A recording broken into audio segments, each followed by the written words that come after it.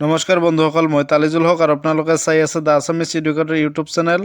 আজি সংবিধানৰ ওপৰত আন এটি ভিডিঅ' আনিবলৈ সক্ষম হৈছোঁ। তো বলক ভিডিঅ'টো আৰম্ভ কৰোঁ। আজিৰ প্ৰথমটো কুৱেশ্যন আছিল, from which date did the constitution of India come into force? কোন তাৰিখৰ পৰা ভাৰতৰ সংবিধান বলবৎ কৰা হৈছিল? ইয়াত চাৰিটা অপশ্যন দিয়া আছে। এ নম্বৰ অপশ্যনটো হ'ল 26 জানুৱাৰী 1950 চন। বি নম্বৰ অপশ্যনটো হ'ল 15 আগষ্ট 1947 চন।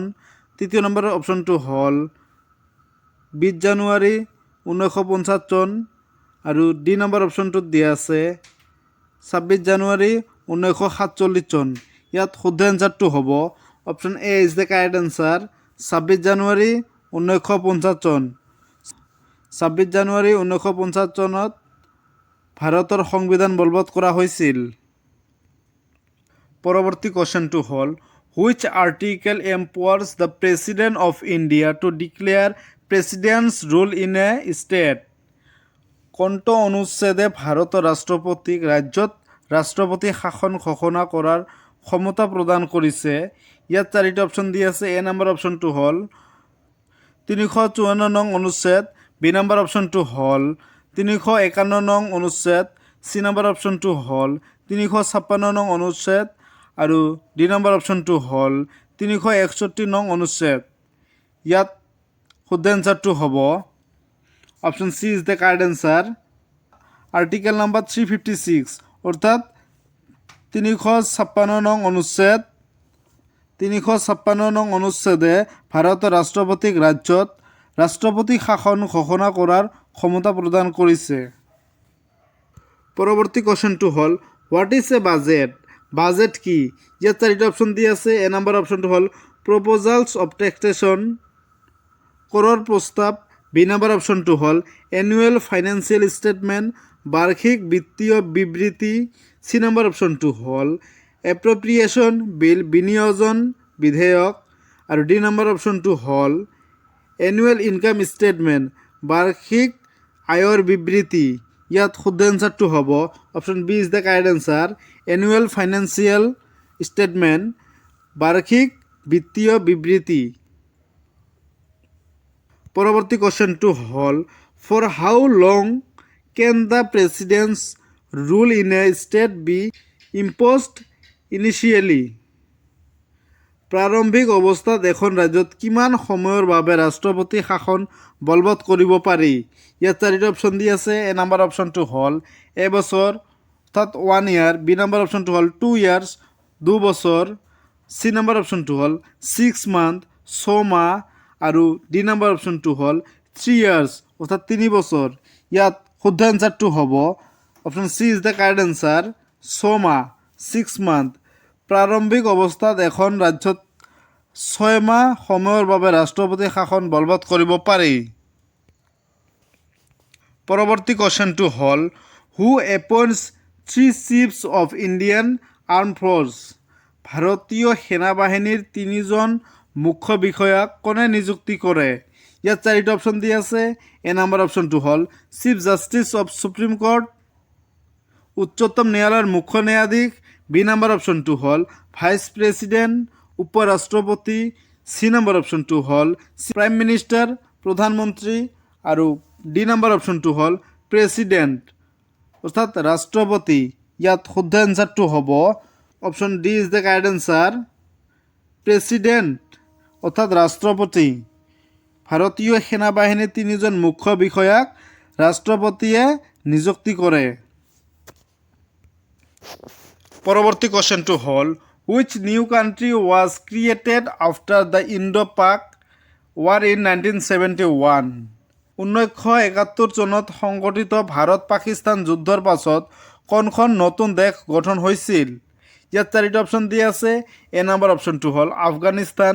বি নম্বৰ অপশ্যনটো হ'ল বাংলাদেশ। চি নম্বৰ অপশ্যনটো হ'ল ম্যানমাৰ। আৰু ডি নম্বৰ অপশ্যনটো হ'ল শ্ৰীলংকা। ইয়াত শুদ্ধ এনচাৰটো হ'ব option P is the correct answer, Bangladesh. 1971 চনত সংগঠিত ভাৰত পাকিস্তানৰ যুদ্ধৰ পাছত বাংলাদেশ নতুন দেশ হিচাপে গঠন হয়। পৰৱৰ্তী কুৱেশ্যনটো হ'ল, which small Himalayan kingdom is known as the Indian protectorate? কোনখন ক্ষুদ্ৰ হিমালয়ীয় ৰাজ্য ভাৰতৰ অশ্ৰিত ৰাষ্ট্ৰ বুলি জনা যায়? ইয়াত চাৰিটা অপশ্যন দি আছে। এ নম্বৰ অপশ্যনটো হ'ল ভূটান, বি নম্বৰ অপশ্যনটো হ'ল নেপাল, চি নম্বৰ অপশ্যনটো হ'ল তিব্বত আৰু ডি নম্বৰ অপশ্যনটো হ'ল নান অফ দিছ। ইয়াৰ এটাও নহয়। ইয়াত শুদ্ধ এনচাৰটো হ'ব option B is the correct answer, Nepal. Nepal ক্ষুদ্ৰ হিমালয় ৰাজ্য ভাৰতৰ অশ্ৰিত ৰাষ্ট্ৰ বুলি কোৱা হয়। পৰৱৰ্তী কুৱেশ্যনটো হ'ল during which period the fundamental rights under the Indian constitution remain suspended? ভাৰতীয় সংবিধানৰ মৌলিক অধিকাৰসমূহক কোন সময়ত সাময়িকভাৱে বাতিল কৰা হয়? ইয়াত চাৰিটা অপশ্যন দি আছে। এ নম্বৰ অপশ্যনটো হ'ল জেনাৰেল ইলেকশ্যন, সাধাৰণ নিৰ্বাচন। বি নম্বৰ অপশ্যনটো হ'ল অল টাইপ অফ ইমাৰ্জেঞ্চিজ, সকলো ধৰণৰ জৰুৰীকালীন সময়। চি নম্বৰ অপশ্যনটো হ'ল নেশ্যনেল ইমাৰ্জেঞ্চি, ৰাষ্ট্ৰীয় জৰুৰীকালীন সময়। আৰু ডি নম্বৰ অপশ্যনটো হ'ল ইন অল দ্য এবভ ছিচুৱেশ্যনছ, ওপৰৰ আটাইকেইটা পৰিস্থিতিতে। ইয়াত শুদ্ধ এনচাৰটো হ'ব option C is the correct answer, national emergency, অৰ্থাৎ ৰাষ্ট্ৰীয় জৰুৰীকালীন সময়।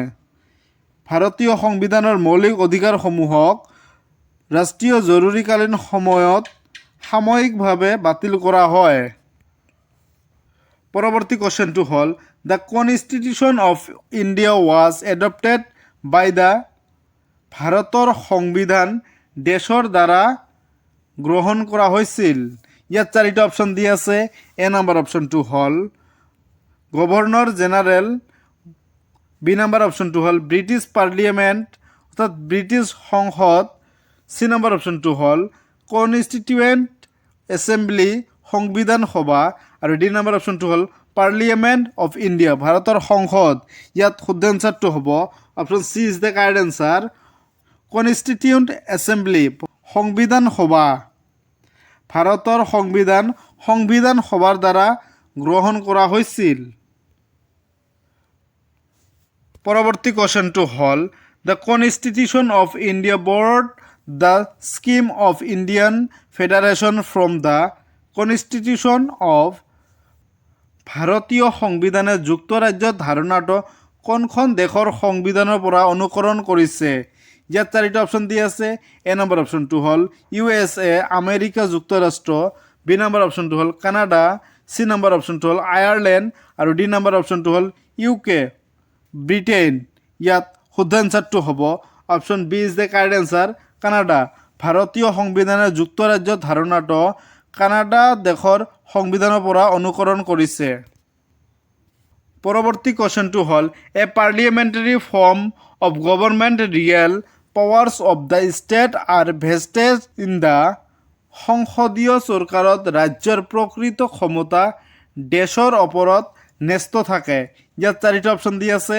এ নম্বৰ অপশ্যনটো হ'ল council of ministers headed by the prime minister, প্ৰধানমন্ত্ৰীৰ নেতৃত্বাধীন মন্ত্ৰী পৰিষদ। বি নম্বৰ অপশ্যনটো হ'ল প্ৰেছিডেণ্ট, ৰাষ্ট্ৰপতি। চি নম্বৰ অপশ্যনটো হ'ল গভৰ্ণমেণ্ট, চৰকাৰ। আৰু ডি নম্বৰ অপশ্যনটো হ'ল পাৰ্লিয়ামেণ্ট, অৰ্থাৎ সংসদ। ইয়াত শুদ্ধ এনচাৰটো হ'ব option A is the correct answer, council of ministers headed by the prime minister. প্ৰধানমন্ত্ৰীৰ নেতৃত্বাধীন মন্ত্ৰী পৰিষদ। সংসদীয় চৰকাৰত ৰাজ্যৰ প্ৰকৃত ক্ষমতা প্ৰধানমন্ত্ৰীৰ নেতৃত্বাধীন মন্ত্ৰী পৰিষদৰ ওপৰত ন্যস্ত থাকে। পৰৱৰ্তী কুৱেশ্যনটো হ'ল ছেকুলাৰিজম মিনছ, ধৰ্ম নিৰপেক্ষতাৰ অৰ্থ হৈছে। ইয়াত চাৰিটা অপশ্যন দি আছে। এ নম্বৰ অপশ্যনটো হ'ল ছাপ্ৰেছন অফ অল ৰিলিজিয়নছ, সকলো ধৰ্মৰ অৱদমন। বি নম্বৰ অপশ্যনটো হ'ল freedom of worship to minorities, সংখ্যালঘুসকলক উপাসনামূলক স্বাধীনতা প্ৰদান। চি নম্বৰ অপশ্যনটো হ'ল separation of religion from state, ধৰ্মক ৰাষ্ট্ৰৰ পৰা পৃথকীকৰণ। আৰু ডি নম্বৰ অপশ্যনটো হ'ল a system of political and social philosophy that does not favour any particular religious faith,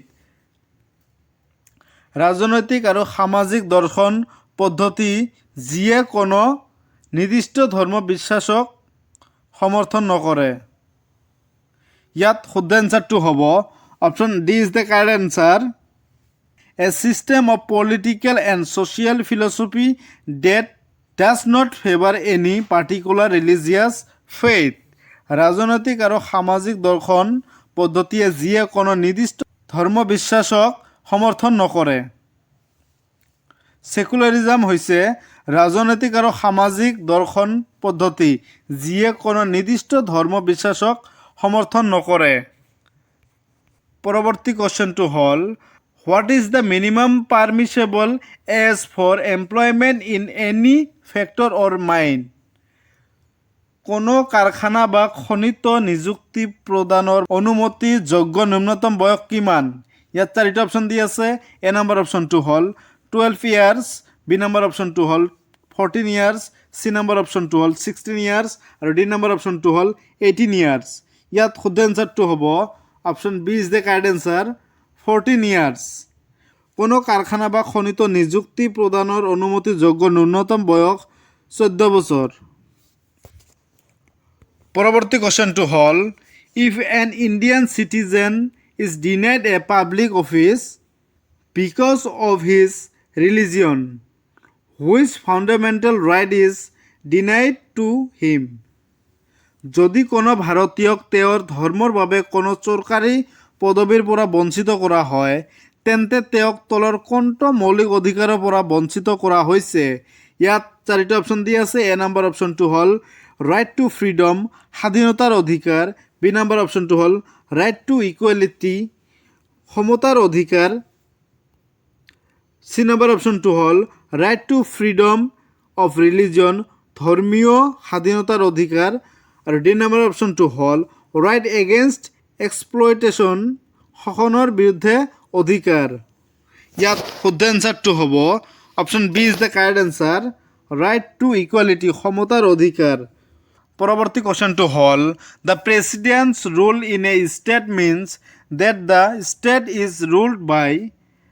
এখন ৰাজ্যত ৰাষ্ট্ৰপতি শাসনৰ অৰ্থ হৈছে ৰাজ্যখন দেশ শাসিত হৈছে। ইয়াত চাৰিটা অপশ্যন দি আছে। এ নম্বৰ অপশ্যনটো হ'ল দ্য প্ৰেচিডেণ্ট ডাইৰেক্টলি, পোনপটীয়াভাৱে ৰাষ্ট্ৰপতিৰ দ্বাৰা, বি নম্বৰ অপশ্যনটো হ'ল এ কেয়াৰটেকাৰ গভৰ্ণমেণ্ট, এখন তত্ত্বাৱধায়ক চৰকাৰৰ দ্বাৰা, চি নম্বৰ অপশ্যনটো হ'ল the chief minister nominated by the president, ৰাষ্ট্ৰপতিৰ দ্বাৰা মনোনীত মুখ্যমন্ত্ৰীৰ দ্বাৰা আৰু ডি নম্বৰ অপশ্যনটো হ'ল the government of the state, ৰাজ্যপালৰ দ্বাৰা। ইয়াত শুদ্ধ এনচাৰটো হ'ব option D is the correct answer the government of the state, ৰাজ্যপালৰ দ্বাৰা। এখন ৰাজ্যত ৰাষ্ট্ৰপতি শাসনৰ অৰ্থ হৈছে ৰাজ্যখন ৰাজ্যপালৰ দ্বাৰা শাসিত হৈছে। পৰৱৰ্তী কুৱেশ্যনটো হ'ল the minimum age required to contest for presidentship is. ৰাষ্ট্ৰপতি পদৰ কাৰণে প্ৰতিদ্বন্দ্বিতা কৰাৰ ন্যূনতম বয়স হৈছে। ইয়াত চাৰিটা অপশ্যন দি আছে। এ নম্বৰ অপশ্যনটো হ'ল 30 ইয়াৰ্ছ, বি নম্বৰ অপশ্যনটো হ'ল 35 ইয়াৰ্ছ, চি নম্বৰ অপশ্যনটো হ'ল 23 ইয়াৰ্ছ আৰু ডি নম্বৰ অপশ্যনটো হ'ল 21 ইয়াৰ্ছ। ইয়াত শুদ্ধ এনচাৰটো হ'ব option B is the correct answer 35 years. ৰাষ্ট্ৰপতি পদৰ বাবে প্ৰতিদ্বন্দ্বিতা কৰাৰ ন্যূনতম বয়স হৈছে 35 ইয়াৰ্ছ, অৰ্থাৎ 35 বছৰ। Thank you. আজিলৈকে এইখিনিয়ে। ভিডিঅ'টো চাই যদি উপকৃত হৈছে তেনেহ'লে ভিডিঅ'টো লাইক এণ্ড ছাবস্ক্ৰাইব কৰিব নাপাহৰিব।